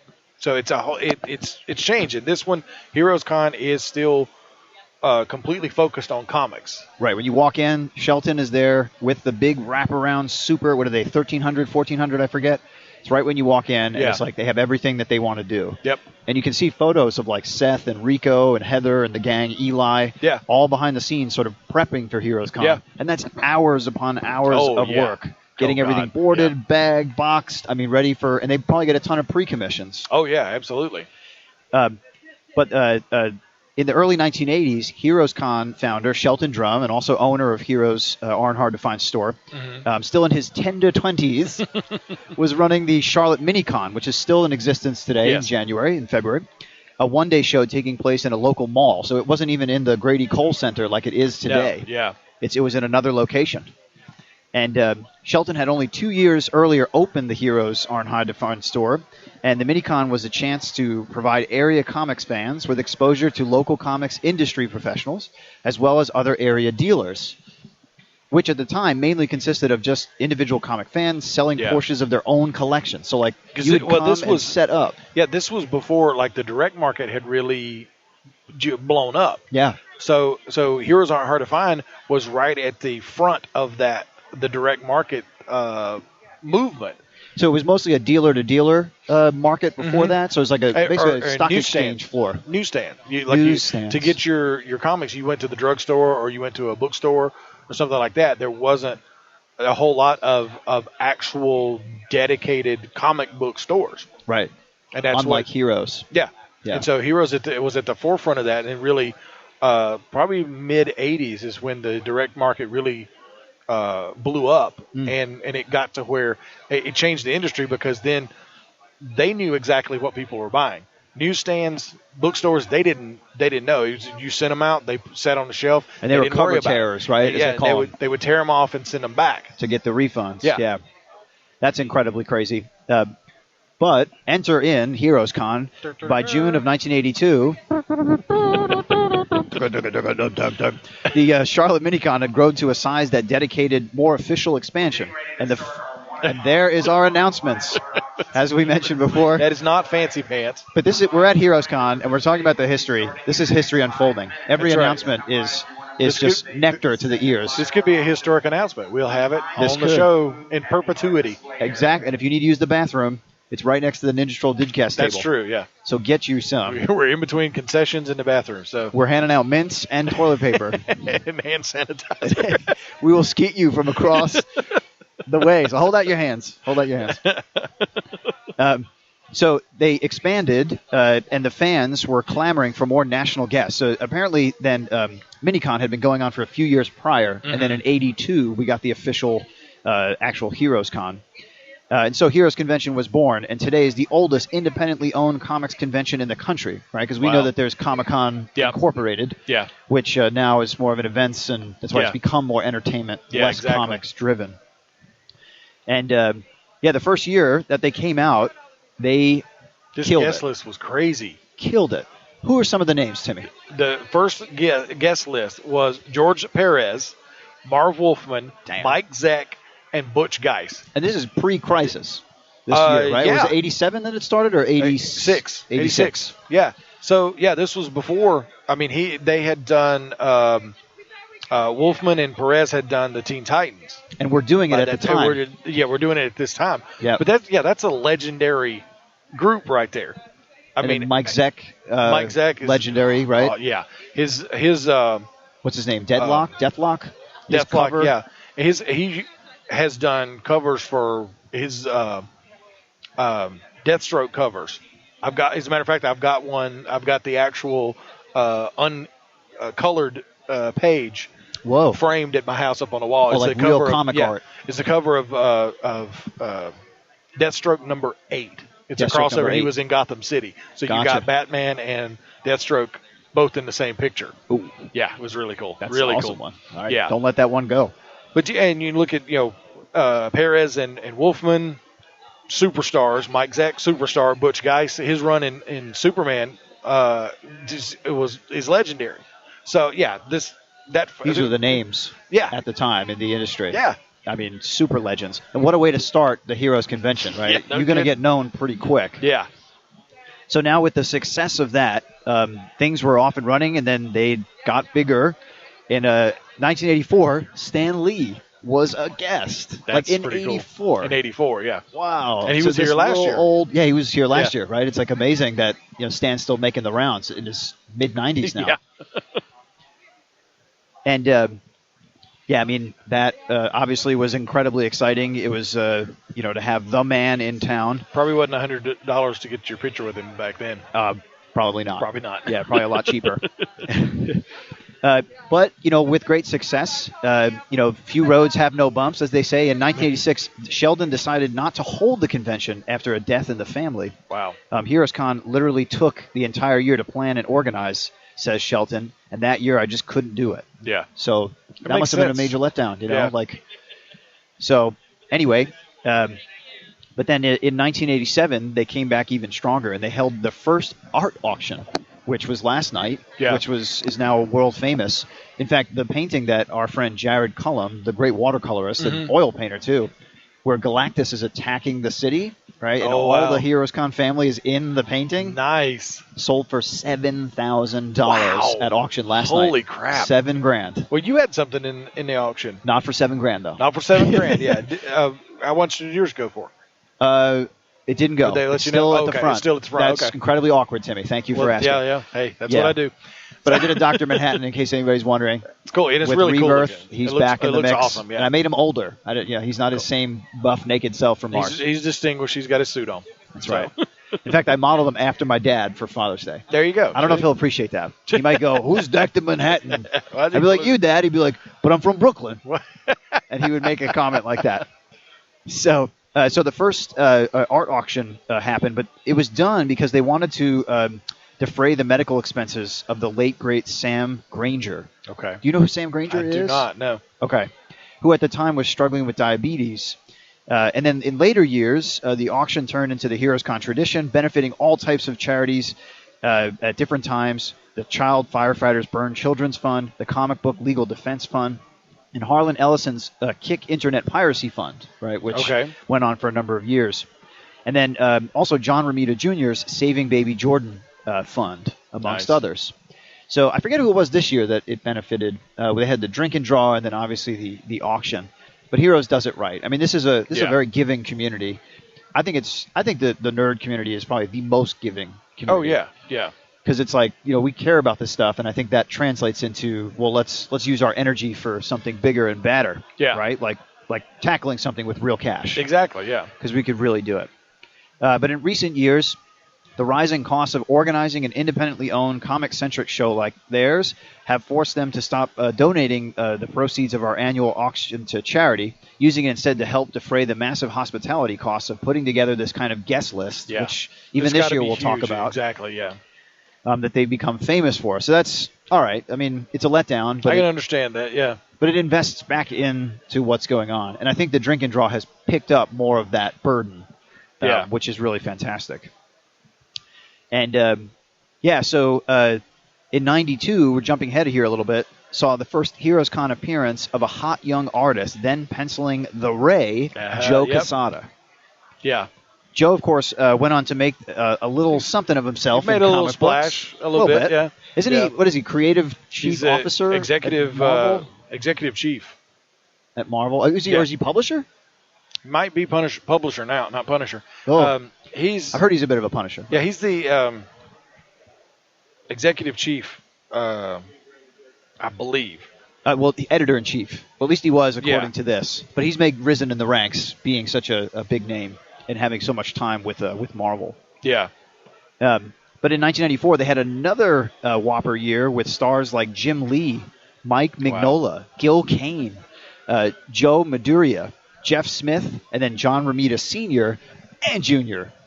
Wow, yeah, I would man, I would love that. That would be awesome. Right? I mean, the two of them together. Oh, man. I mean, that line must have been bananas long. I'm sure. I'm absolutely sure it was must have been a quite long queue. Yes. That's right. But he is. I'm sorry. Joe Quesada is editor-in-chief. Editor-in-chief still. Okay. Yes. So he's still holding that post strong. But the next year, the convention, I'm not sure, they don't say where it was during these years from the mall, but it came to the brand new Charlotte Convention Center. Yeah, it was 95. That was in 95. Yeah, it was at the Marriott, right at the corner of Trade and Trine. That's when that was when me and Chuck were coming. The first 2 years we came, it was at this is the in the hotel. comic book boom era. Yeah. So 93, 94? Was that the years you guys? I think 92 was the first one we came to, and it was probably like through 1996. So awesome. 30 years ago. And how old were you then? Sorry, let's just date you. But then, like, Yeah, I was like 20s. okay, Yeah. in 1920. Damn, That's right. But yeah, that was the first couple ones we went to. It was at the Marriott, like I said, right at the corner of Trade and Tryon. cool. And I don't remember if we went to the one here. What year did you say the first one? 95 was the first year that it was in the convention center. I think I do remember moving over here. Okay. But yeah, I remember the when it was in the hotel, they had the main dealer room like this, and then they had a couple other breakout rooms for panels and stuff. Cool. Over there. But the main thing then, that's the thing. Back then, there was no such thing as cosplay. No, and you were weird if you wore a costume, right? Well, I mean, You were hardcore. yeah, You were exactly. like Yeah, uber you were. nerd. Yeah, and you didn't see that many. If you saw one or two people in costume, that was about it. And The was main there thing like a 501, 501st Legion, No, and I don't like think any of that they stuff? hadn't started yet then. Wow. But yeah, it was mainly you came to see the vendors. Yeah. That was the thing. There was just boxes and boxes and boxes of comics, and you just go through and like that go was through and go, need it. Got it. American need it, comic got it. pickers. Yeah, exactly. Yeah, and because that was the thing. Also back then, you couldn't jump on eBay and say I need Batman 491 and just boom, there you got it. Were there like trade mags back then, like that did that? Wizard, where you could trade comics or like exchange in the or back, sell? you could do stuff like that. They would Mile High Comics always had an Denver. ad in that's the thing. Mile High Comics and there's one in New York and I can't remember the name of it. But Midtown. Midtown, yeah, they always had ads in comic books. I bet. So yeah, Or was it Forbidden Planet? That's the I other don't- big time comic store in New York City. I remember that. Well, I may be remembering the name from the movie, but that one doesn't strike a bell as being an advertiser. But it was always Mile High Comics is the thing I Was saw. the one It's historically. the one that I saw always. Yeah. Still, yeah. And you could get stuff there if you wanted it. But the main thing, and that was the cool thing about collecting comics back in the 90s. It was like, I've heard there's a comic book store in Monroe. Let's go see what they got. Oh, And you had to go and you rifle through the boxes to see if there were deals. they You had could stuff. still Yeah, eke if out they a had deal or stuff two. that you needed. If you were collecting like the run of Batman or something like that, and you had to keep the list in your head of which ones you needed. So that you could. There wasn't you an could come app up- that there checked them wasn't- off Yeah, and- there's no such thing as a smartphone, so I couldn't look and see what I had in my collection. You had to use a smart head. Yeah, exactly. Called your brain. And mine ain't that smart, so Yeah. You didn't have like a little steno pad, and you're like, I've got this one. that was the really cool thing about collecting back then. It was like you find a new shop. It's like, oh, let's go and look. And even if I haven't been to the shop for a couple months, let's see if there's got anything new in. And you got to hope that the owner doesn't know what he's got. yeah, yeah, but they always knew what they had. Yeah. So, but yeah, it was so much fun to go to a place like that, and it was nothing but a huge room full of boxes of comics. Well, in that year, Timmy, it was amazing because they flew in just for the day. Image co-founder Todd McFarlane I do remember that for that year. I was there that one because Was I that the year remember he was Spawn there. came out? Or was it the year before? Probably. I Right, don't when remember Spawn when, came when out? Spawn started. But that day, he came in just for the day. They flew him in and out. He signed over 2,000 autographs Wow. without a break. That's nuts. Yeah. Man. And he had a little sign, a little counter that said 2,000 autographs since I peed. Click, click. You know, Yeah. like this many days since it's of safety, since an accident in a factory. It's been this many days since I had to tinkle. But it's yeah. Go ahead. Go ahead. When was the year Spawn came out? Let me see if I can find that. But yeah, it stuff like that was. You got to meet people. We met. Chuck and I met. Okay, the movie came out in '97, so Okay. it had to have been That was when I graduated high school. 92. 92. 92 was it when it first came out. So yeah, he was a huge name by that point. But we met Brian Stelfreeze for the first time. We met George Perez for the first time Wow. at HeroesCon. And Stelfreeze at the time was just a new name. He was doing the covers for Batman Shadow of the Bat. And so he was a very fresh in the business kind of guy, and he was making a huge splash with those covers because it was his cover work on Shadow the Bat was incredible. And you guys got to interview him last year, right? Yes. Was it a Minicon or was Minicon, it yes. a Minicon last year? And you guys sort of did a little reminiscing about all that stuff. Yeah, because right? You brought those comics for him to see. Yeah, what we did was brought a big stack of those old Shadow the Bats for him to sign, and as he was signing them, we had him talk about each one and what went into it. And he talked about Denny O'Neil, who we also met at HeroesCon years ago. Right, legendary artist and editor. No, he's a writer. Right. Right in the middle of the Nightfall thing. I basically asked him, and like, this was so funny because I was like an idiot. I was like, well, when is Bruce Wayne going to be back as Batman? Yeah. And he had me hook, line, and sinker. He was like, oh, I don't think we'll ever bring him back. I think we're good with John Paul Valley as Batman. And I was just like, somebody kicked me in the stomach. I'm done. I'm done. He strung me along. Just hook, line, and sinker. Yeah. But yeah, we met him there right in the middle of Nightfall. Brian Stelfreeze, like I said, as he was coming up, and he talked about, in the interview, he talked about getting a call from Denny O'Neil, and at first thinking somebody's playing a joke with him. Yeah, I remember you told me that. Yeah, and so he had to call Denny O'Neil, and he said he called the switchboard and asked for him, and he's like, while he was on hold, he was like, oh my God, I'm getting ready to talk to Denny O'Neil. That's amazing. Because, yeah, I mean, Denny O'Neil brought Batman back to the dark character that originated as. Right, it was in the 70s, In the 70s, yeah. Yep. Retooled Green Lantern and Green Arrow.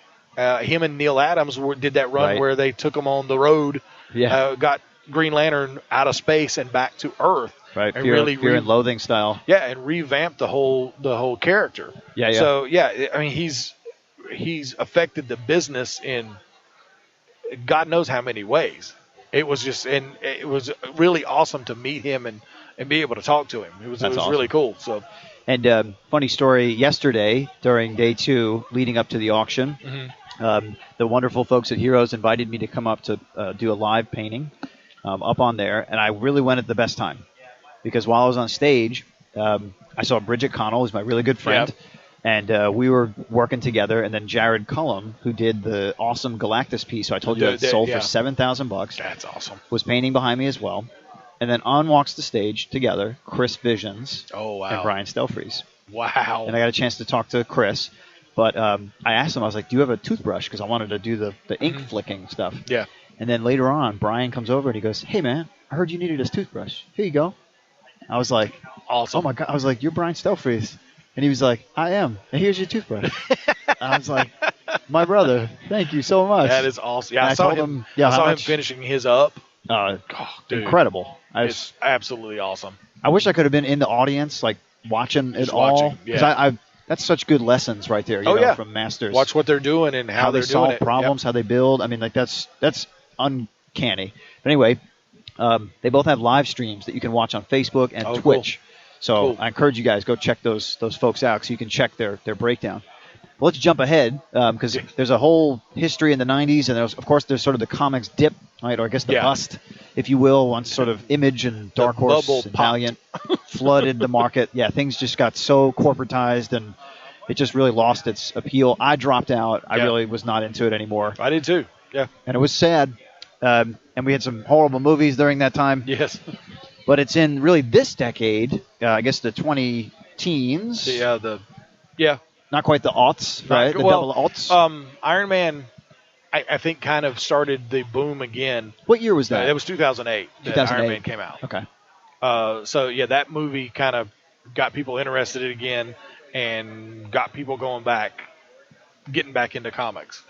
And so Thank you so much, Tony Stark. Yeah, no kidding. So, it's really, I would figure right around then is probably when it started taking a little uptick again. It'd be interesting to look back at the numbers and see, because now, I mean, there's so many. It used to be, this was the only convention that was around. Right?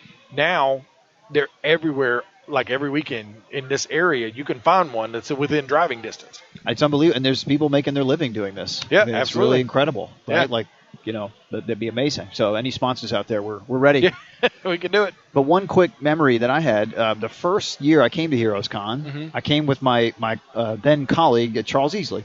Okay, yeah. And Charles was like, "This is the greatest convention. You're gonna love it."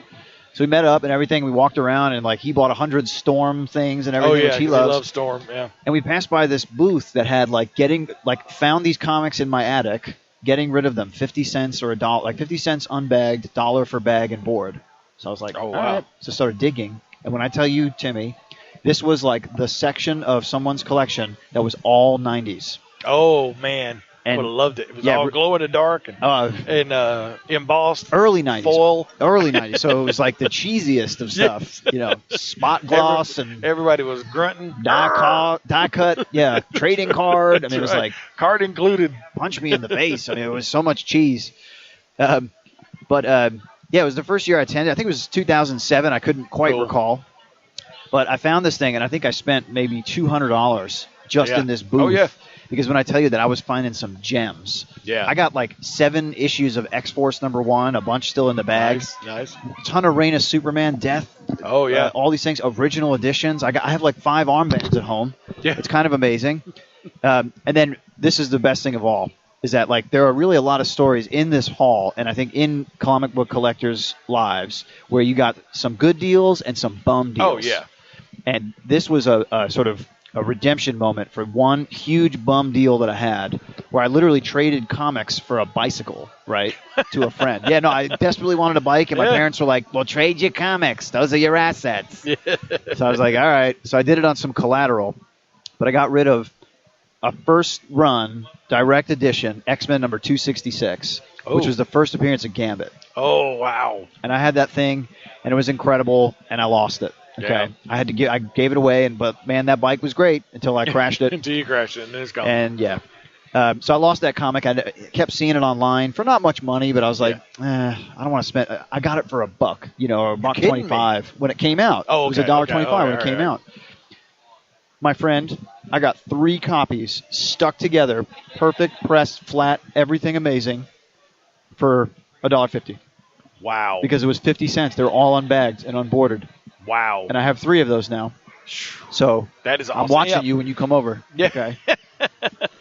But man, that was like a moment that was like maybe rekindle and reconnect. Yeah. Was being able to sort of access the world again, right? Yeah. It was like my reference point. I knew what it was. Yeah. It wasn't all the craziness now and everything, but it's reignited my love. So that was Yeah. a cool 90s to 2007 story. That's cool. But really, this decade is when HeroesCon matured, I think, and is now in this sort of still at the comics core, but has the entertainment shell surrounding Yeah.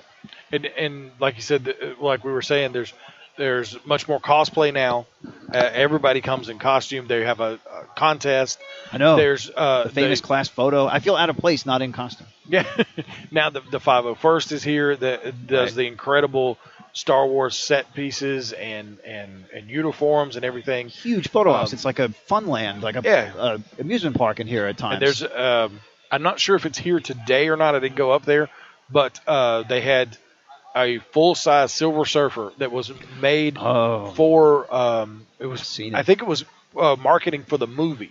Okay, Rise of the Silver Surfer? Yes, Wow. yes. But it was there. It looked it was phenomenal. It looked awesome. How much, There's a how much TARDIS. chrome cleaner do you need for that God, thing? Yeah, it's got to be crazy. I look like Rob Liefeld. I don't know if that's him, but Oh, maybe. it looked like him. It is me here.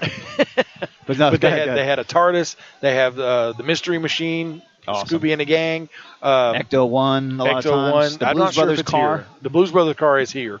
I don't know about. I haven't seen the Ghostbusters. I've seen Okay. a lot of people cosplaying as Ghostbusters. That's but- Ghostbusters. Yeah. But yeah, there's so much stuff here. It's so much fun, and that's the biggest thing. It's just loads of fun. Yes. And pretty much anything except, I was going to say pretty much anything you want to find, there'll be a vendor here that has it, unless you're like me and you're looking for an Ultraman statue, and nobody has You've it. had no success with that. Nope, You none. even had your little one Emma here today. I know, yeah. She's gone now. She's She's still gone on the now. look for Ultraman. I'm not sure where she's at. But today's her birthday, so she's just wandering around. That is. And, well, when she comes back, we'll on air say happy birthday. That's the coolest thing for me this year here is she has come with us every day, and she's been here the whole weekend. She is really getting into comics now, and she has been so excited. She's literally jumping up and down, like just bouncing around. That's awesome. And that seeing a kid and my kid specifically, but just a kid in general, that excited. And that is what it's all about. And we're actually sitting here yesterday, and I posted this picture on Facebook yesterday. We're sitting here at the table, and in front of us, there was a guy walking by who was in a really awesome Spider-Man cosplay. Right. Oh, and he was talking to that little kid. He was talking to the little kid, and the little kid was so excited because the badge that he had on, the kid pass that he had on, had Spider-Man on it, and he was showing it to Spider-Man, and the dude in costume knelt down and he talked to him so much, and the kid was really excited and he wanted to take a picture. Instead of just a regular picture, he picked him up and he put him on his shoulder. Oh man, this kid is in over the moon. heaven. Yeah, absolute heaven. And I said that I posted a picture and I captioned it with, that's why I love coming to these cons. It's kids that are living out a fantasy right there. He's standing there with Spider-Man. Well, that's what the Disney they've done for years, the mascots and things like that, about how, even sports teams, when kids get to, chum up with Homer it's or a big deal. Or it's Sir a Purr huge deal. Here in Charlotte. And Emma's been here all weekend, and the CW station in Charlotte, WCCB, has their table here. She's got her Freddy cosplay on. She's got her Five Nights at Freddy, Golden Freddy cosplay. She's heading out. Go do it, Emma. She's golf to scare people. She is, yeah. But and then tell them it's my birthday. I can do what I want. Yeah. But she was able to go up to the WCCB table where, what was it, like a month or so ago, Mike and I were on Flash Chat with Just Jess. And she, even before we were on it, she watched the show anyway. So she's been able to go and talk with Jess, who is the host of that show. And like that, she's over the moon. She loves watching Jess on YouTube, so now she's been able to meet her. Interact with her. And Jess has been so great this whole weekend. Oh, she's good people. So cool. Yeah. So it's just so much fun. And days like today when it's almost like Saturday is the busy day. Sunday's the relaxing day. Right. It's Faja's day. Yeah, it's much less stressful. Everybody's just walking around looking at stuff, trying to figure out what they want to buy before the end of the day. This is the last day of purchases. It's been so much fun this weekend. It's been a blast. It really has. So a couple more big names, because like in this decade we've seen some real epic stuff occur. We got guests like Gene Colan, Greg Horn, Howard Chaykin, and Mike Klug make their first appearances as new talent here at HeroesCon. Howard Chaykin's been around forever, so the fact that it was just in the last decade that he made his first appearance. But remember, this is from 2007. This is 2007. So this is the double aughts. Yeah, exactly. And then repeat guests including Brandon Peterson, Ed McGuinness, John Cassaday, and Paul Pope made HeroesCon one of the most talked about events of the summer each year. Yeah. So it was like, when the list would come out, it'd be like, whoa, my God, and people would lose their minds. Yeah. And it would be really awesome. And that's always been the appeal of HeroesCon, is that it's a really sort of well-tended event. You can take it. All right, we got a little fan here who's just grabbing a sticker, a Ninja Troll sticker. But now for the 2006 show, after a strange, aggressively, and ultimately aborted move on another convention, the entire comics industry mobilized in support of HeroesCon. Oh, I wonder what this is about. Yeah. Just the short list of guests who made their first trip to Charlotte that year includes Warren Ellis. Oh, nice name. J. Michael Straczynski, Brian Hitch, Peter Bagg, and all three Hernandez brothers. And the list goes on and on. Love and Rockets. Yeah. I remember in Heroes they have big mock-ups of the convention program covers from different years. All the banners. And it was one year that the Hernandez brothers had done the Love and Rockets cover, the Love and Rockets cover, yeah. And that's something they even get. The shop gets their own variant covers. Yep. For their comics. Yeah. I think Mike Zeck did the Miles Morales Secret Wars Spider-Man for the I think it was this issue number 4 or 5. I think it was something like that. Or maybe number 1. but it was a great throwback style. Yep. To what's going on. And then, they have an amazing crew now, right? They have Rico Renzi on staff. The shop itself has produced some amazing talent. Yeah, like Matt Fraction. Matt Fraction, right. Bridget Connell also used to work there. Rico Renzi as well. And there's a bigger list here of great talents who've come out of there. Dustin Harbin, for example, another big name who actually I can see from over here. Yeah. Hey, Dustin. He's right over there. He's buddy. A stone's throw away. Yeah. And also this year, as far as the guests, we've got Jim Steranko is here. Yeah. Neil Adams is. I haven't seen Neil Adams. He's like right on the other aisle and aisle cap. Okay. I saw Steranko. He's that looking man's awesome. hair is so Dude, amazing. Yeah. Of course, I shave my head, but if I had hair like that, I wouldn't shave my head. Oh man, he's so debonair. He's it's like awesome. He's got a can of hair jelly. He looks like James Bond would when he gets a little older. That's what he looks like. He looks like he's about to be like unforgettable. Like crooning, like he's hard. a lounge singer. Yeah, seriously. He's got that look. He looks like Leonard Bernstein a little bit. Yeah. Rest in peace before he went. Just really debonair. And then Neil Adams, as you said, a legendary artist who not many people know, but who did all the famous Movie Monster covers, Basil Gogos. Did you ever find him? No, I haven't found him yet. Okay. Yeah, I'm not sure where he's at. I haven't actually seen. Anytime I've wandered out, I'm usually going to the vendors looking for Ultraman. Yes. But the Infinity Gauntlet. I bought an Infinity Gauntlet. Timmy bought a real Infinity Gauntlet to wear. Now I control the universe. So that's awesome. All right. So the first thing I would do if I did control the universe, what? Get me an Ultraman. I love how you start small and you build up. It would be full size though. Would you want a real Ultraman like Android at your command? That would be That's awesome. What you really want.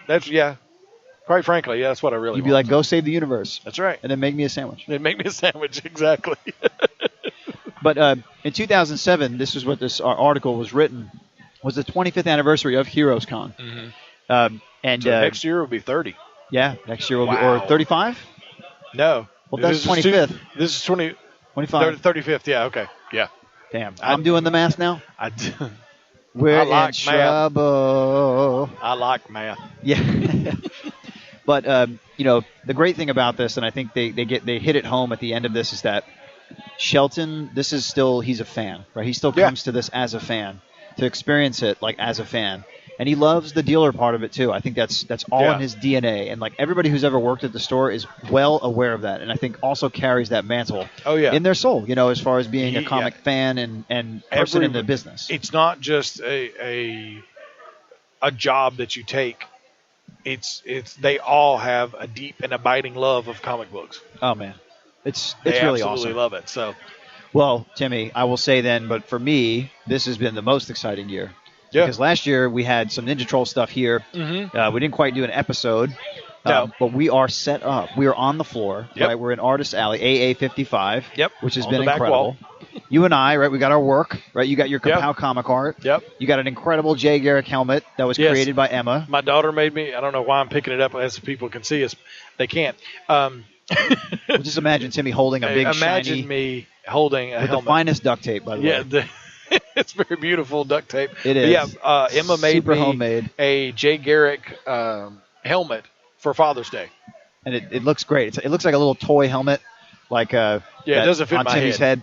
It might fit my head, but my big water head, it's not happening.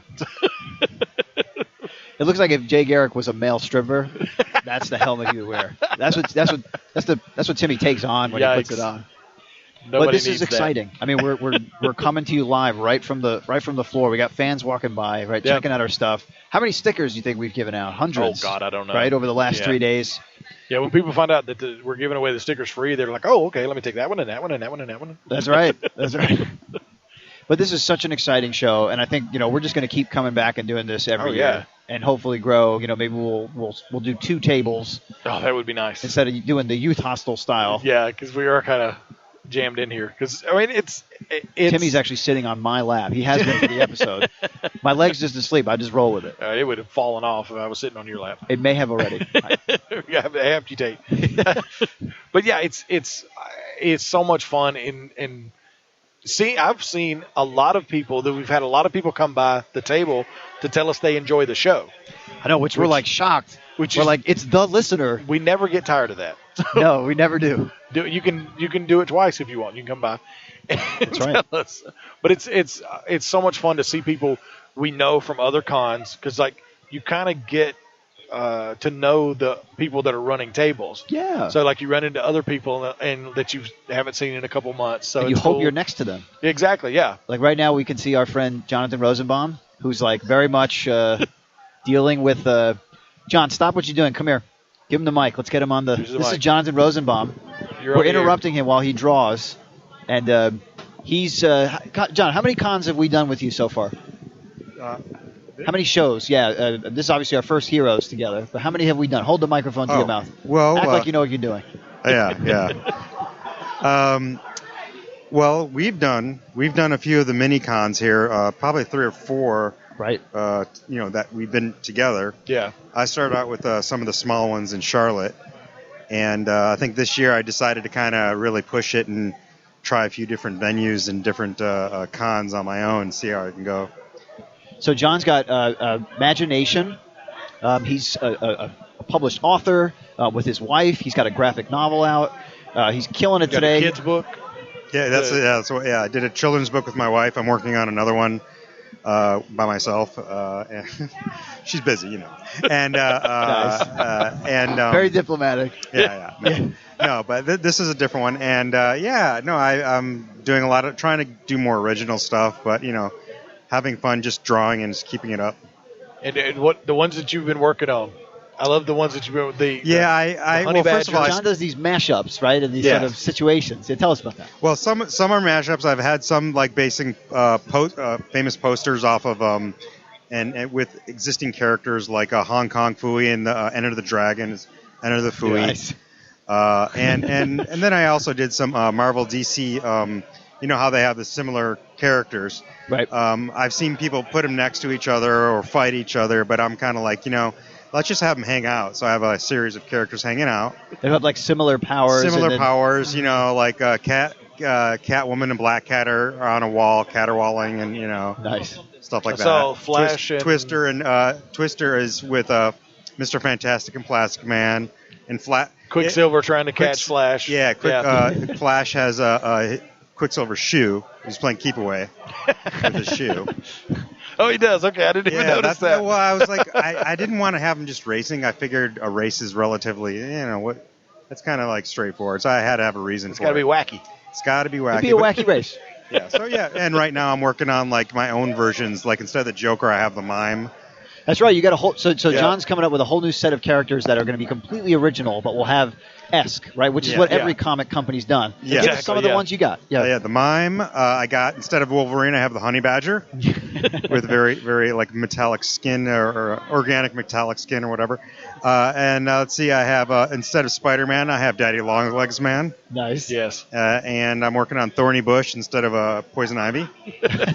And let's see, I have a whole list of characters I'm just writing down, just kind of play with that. And who knows? Well, remember the one I gave you, right? The Carolina guy instead of Blue Beetle. Stinkbug. Stinkbug Might be good. Stinkbug, yeah. Although it has to be a the dreaded announcement. Announcement, man. You interrupt everything. It's all right. We'll wait again.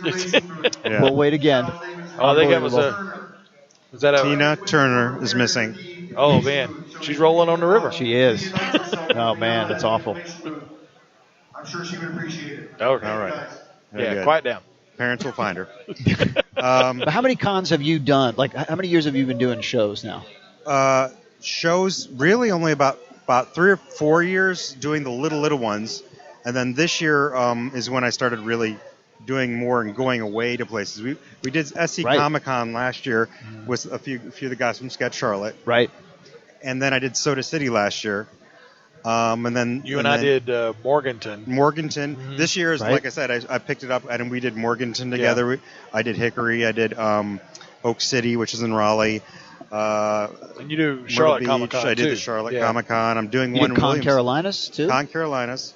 And then Mad Monster Party. Mad Monster Party. Oh, because yeah, a lot of your work. I did Mad Monster Party the previous year, which also got me started because I have a lot of monsters and I have that monster children's book. That's right. And also I have Where What's, which is a series of 25 were creatures, like a were armadillo, a were hamster, things like that. That's awesome. Yeah, so I had material that would work on both, so I figured, why not? Yeah. Awesome. So yeah. Well, thank you, John. Well, no problem. Appreciate you. All right. Well, I guess, is that it, or do you need me to go into my life story? Well, I was hoping you'd sing a little bit. I don't know. I was born at an early age, and ever since I could talk. What? Give us your website if people want to come and look at your work. My website is, and you can find me on the Facebook with Imagination and also Imagination.com, which is MAJANATION. It's Maja Nation. Well, because you have an imagination. I thought it was like Maha Nation. Maha Nation. It's a Maha Nation. Come to the Maha Nation. Okay, enough of that. Okay, well, I'll hand the mic back to somebody. Jim. I'll take it. Thank you very much. Thanks. Awesome. Cool. That was Jonathan Rosenbaum. That was. And in front of our table, we'll see if he's up for an interview or not. We have Mr. Jerry Stanford over here, who is a big-time comics artist, writer, and also blogger, right? Tim, he did a piece on you on Compile Comic Art. Yeah, it's Needless Essentials. Is that right? Needless Essentials? Yeah, needlessessentials.com is his website. He focuses on local artists. Yeah. Okay. All right. He doesn't want to talk. He's very shy. He's got a voice for television today. That's right. So he'll be seen and not heard. But he's a good friend of ours. Absolutely. And he did the piece on you where he sort of covers not always... He does Artist of the Week. Artist of the Week. Yeah, he does a spotlight on people. And he tries to go with more local people that need the exposure. Because there's a lot of guys who are like, Rico Renzi. He's kind of already out and people know his name and everything's out there. But he's a Charlotte... Yeah. Well, he's from Virginia, but he's a Charlotte... All right, sorry, I have to just mention here real quick, a super special guest, Daryl McDaniels from DMC. Is right over there. Oh, man. Okay, I got to go. DMC. That is... you may hear my headset hit the floor. I got to go see DMC, man. Wearing a Guns N' Roses shirt. He's wearing a Guns N' awesome. Roses t-shirt. Yeah, which that he's killing awesome. it with. He's getting chicken tenders at the concession stand. I have a Run DMC record that I was going to bring today, and I should have brought it, and I didn't, and I'm kicking myself now. I'm crazy. I would just fanboy out. Sorry, I have to stop. I have to go get a picture. Okay, yeah, me too. We're gonna pause here for a second. All right, so we're here with Joey Navarro Jr., who is one of our Artist Alley mates. And Joey just released with his brother Jackson an amazing independent comic called Pursued by a Bear. So, Joey, tell us a little bit about yourself, what you've been doing with comics, and where you're at now. Okay. Hey, guys. I'm Joey Navarro Jr., based out of Charlotte. Pursued by a Bear is about a female panda samurai on a revenge mission. Awesome. My dad, I'm sold immediately. That's my elevator pitch. The think Furiosa meets Samurai Jack meets pandas and other animal people. Cool. And Jackson is my younger brother. He's going to school for writing, and we all have we grew up with comics and Arnold movies and Star Wars and stuff. So it's like we all have the same points of reference for pop culture and stuff. So this is like a dream of ours to do a book together. And I'm sure your dad, who is a huge comics fan, I've met him several times. He's even bought some of my work. Nice. Is probably bragging about you across the city. We've been going to cons since we were infants, and it's super cool to be on this side of the table.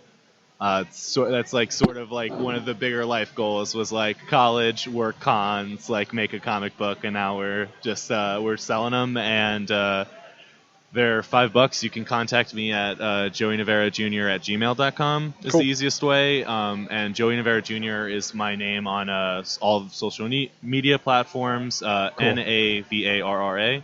And you're on Instagram, Snapchat?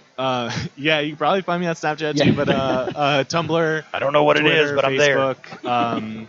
My website is cargocollective.com/Joey Navarro Jr. Cool. I went to school for fine arts at UNCA, and I'm a freelance comics illustrator. I can do anything from your children or pets' portraits to comic books. So cool.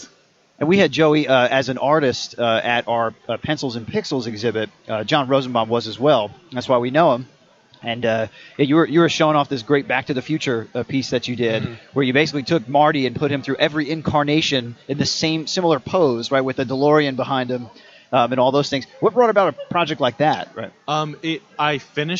I started and finished them for the Back to the Future Day. It was October 15 or 2015. Last year. Yeah. That's what they were supposed to. go forward in time. Right. So now all of the movies take place in the past, which is a little sad, but definitely childhood trilogy. Grew up watching those, and I debuted them for the ACE, the Asheville Comic Expo, and I've been selling prints of them at cons as I go. It's definitely one of my favorite franchises. Cool. Well, it's one of my favorite parts of your work. I love the series, and I love the sort of little variations. Your use of color is amazing. Line's great. And I think what's really awesome is your Pursued by a Bear comic is mostly black and white. Yeah. Right? Pretty much. Yeah, except for the cover. Right, with the gold on the inlay. Yeah. Tell me, random question. How many Heroes Cons have you been to? Real quick, basic math. It's fine. My age -2. Right. It's, earlier in the show, we proved we don't do math very well. Nope. So have at it. It's Sunday. We were all out late last night at the auction, probably. Day 3, we're doing it. We're almost done. I know, it's marathon time. No, I've been going for 15 years now. Since 2001.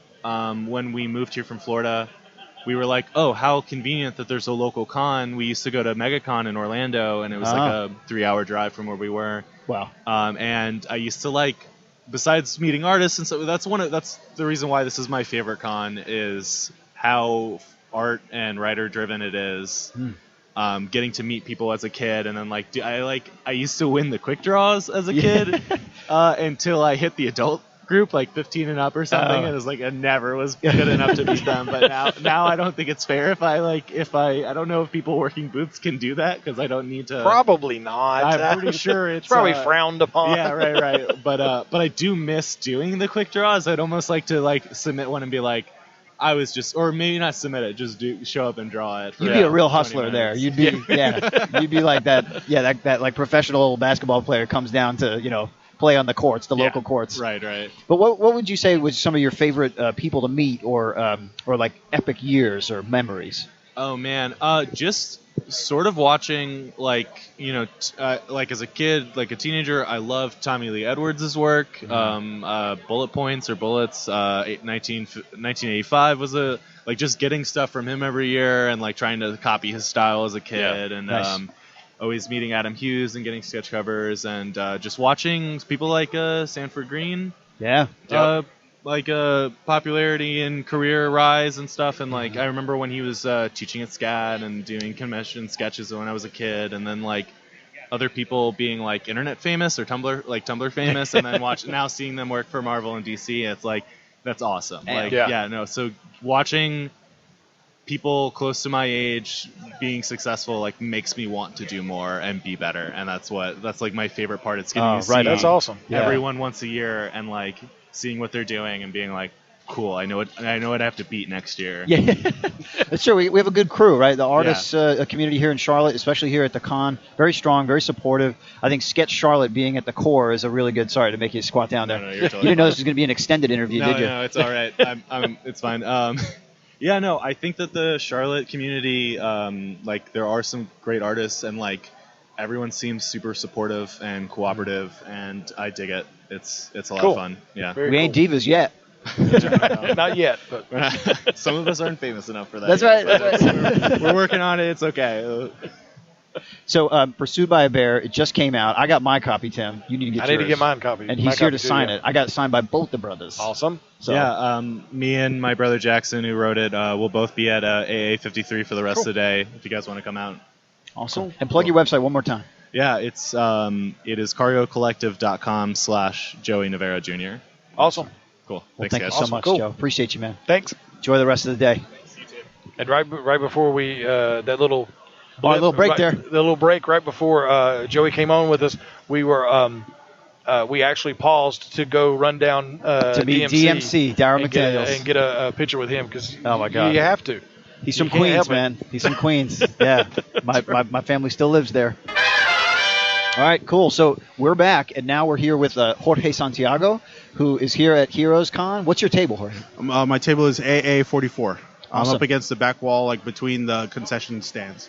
So somebody will have to see at least once. You're on the other side of the concession stand. We're over here on this side, in between concessions and bathrooms. So you're on the other side. I'm actually pretty close to Indy Island. I'm up against the back wall. Cool. Oh, right cool. On. And tell us about your work and sort of what you're interested in, and a little bit about your history here at HeroesCon.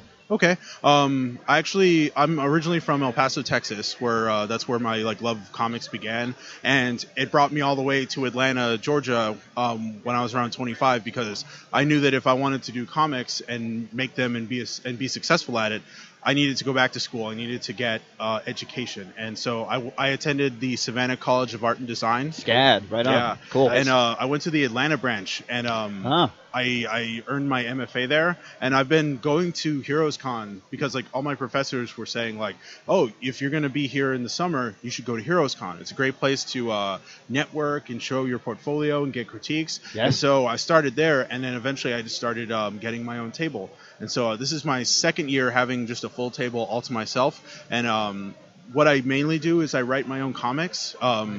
I've always wanted to just write my own stories. I like working with writers too, but I have a lot of stories in my head that I want to put out. And so, my main comics. Sorry if I talk about. Please do. Yeah, I was going to ask you that next. Yeah. Okay. The main comic I'm doing right now is called Curse of the Eel.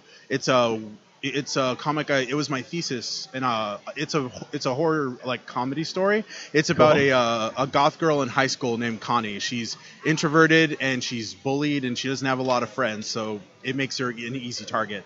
And one day she's being chased through the woods by her bullies, and she hides in this abandoned house and accidentally summons this Cthulhu eel creature. Yes.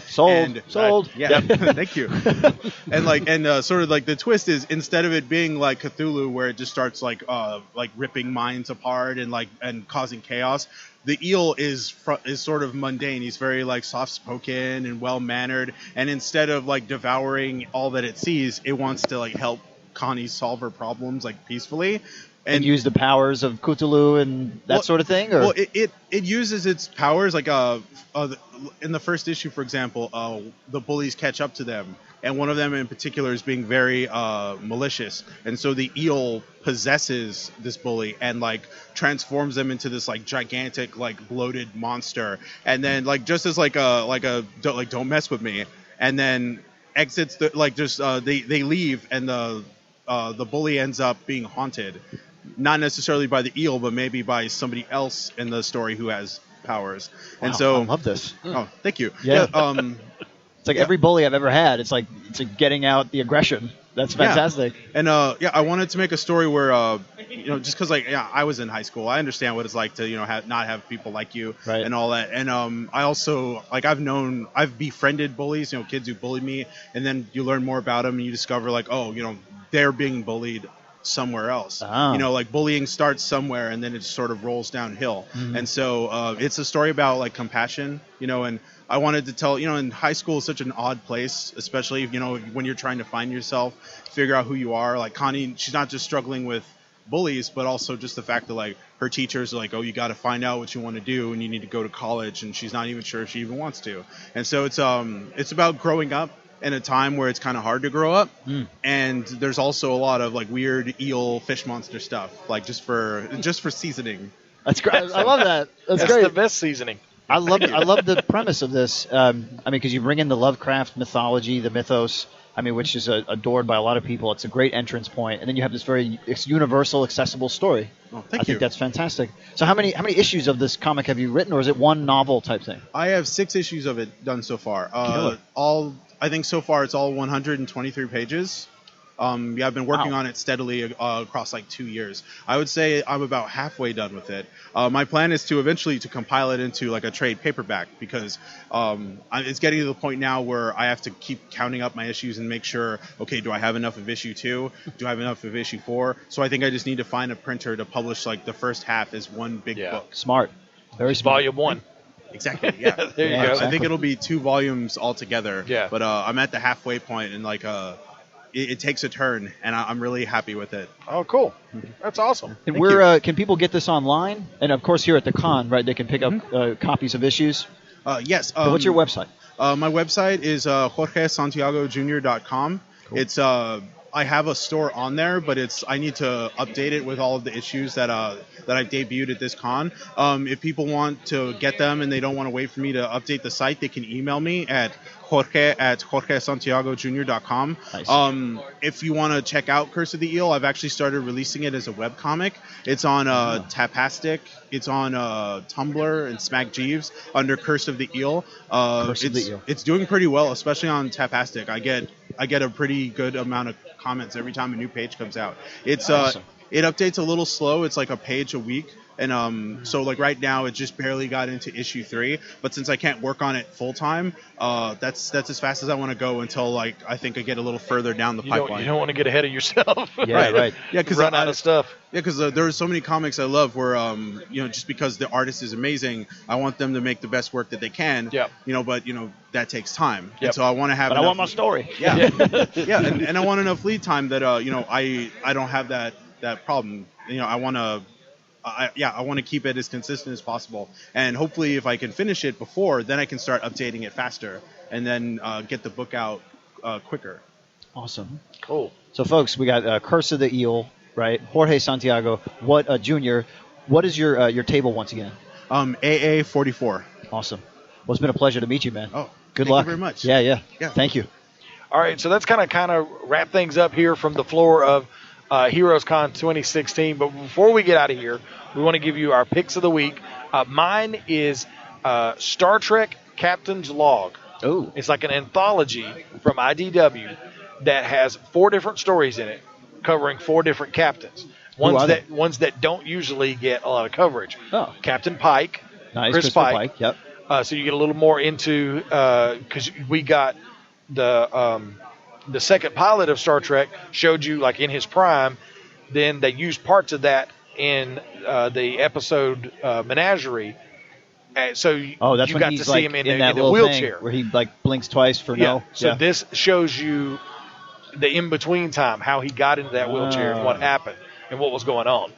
You also get a story about Captain Sulu when he was on the Excelsior. Yes. And Captain Jellicoe, who was the guy who took over while Picard was kidnapped and was being Locutus of Borg. He was the captain of the Enterprise for a very little bit. Wow. So he goes back to his own ship, and you get a story there. Oh, cool. Of how he acted as a captain. But the one I'm most excited about, and it was a very good story, John Harriman, who was the captain of the Enterprise B that we got to see in Star Trek Generations when the mission where they hit the energy ribbon and Kirk died. Yes.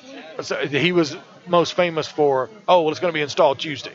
Yeah. Everything they wanted to use. All the machinery, the right? Stuff the they warp needed, drive and the photon torpedoes. Yeah, the stuff they needed was going to be installed on Tuesday. Oh, my God. So it's actually a story where McCoy comes on board because they're going to help some outpost that has like some weird fever that only he has experience with. Tribble's malaria. Basically, yeah. Yep. So they're taking McCoy to go help these people. And it's right after what happened to Kirk. So he's sensitive. He's sensitive because he's lost his friend. And Harriman tells him that after this mission, he's going to retire. He's going to step down as the captain. But it's a really good story. It's a really good in-depth look at a guy you only see in one little part. All these guys you only see as a captain a very little bit because Jellicoe was like an episode or 2. Harriman you only see for like the first 20 minutes of Generations. Sulu you only see once as a captain. And he's like sipping tea on the bridge. Yes.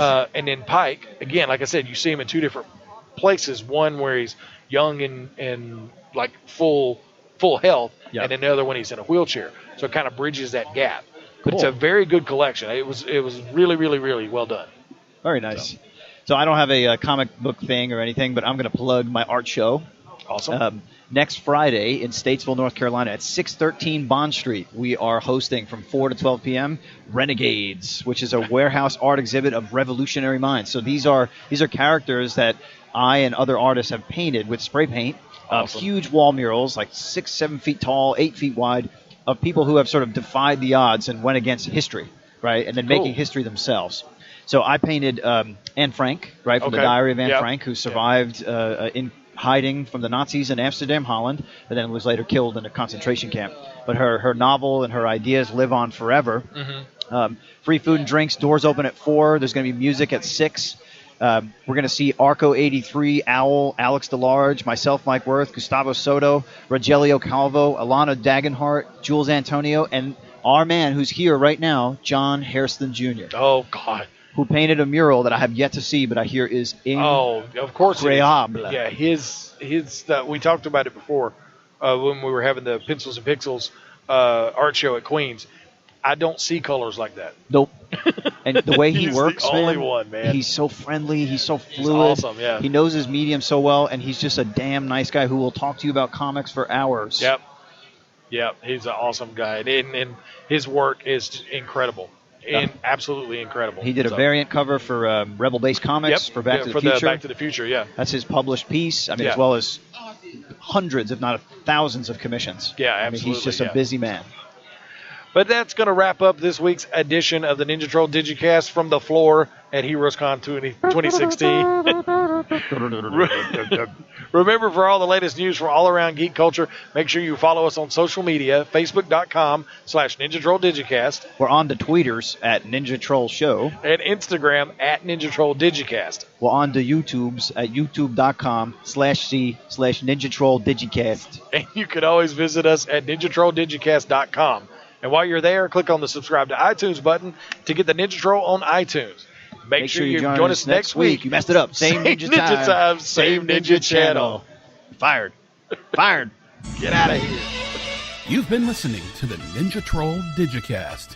Tune in next time when you'll hear Mike say, "There, Wolf. There, Castle." Why are you talking that way? I thought you wanted to. No, I don't want to. Suit yourself. I'm easy. This is the Ninja Troll Digicast, the defenders of all things geek culture. Don't go ninja, nobody don't need ninja.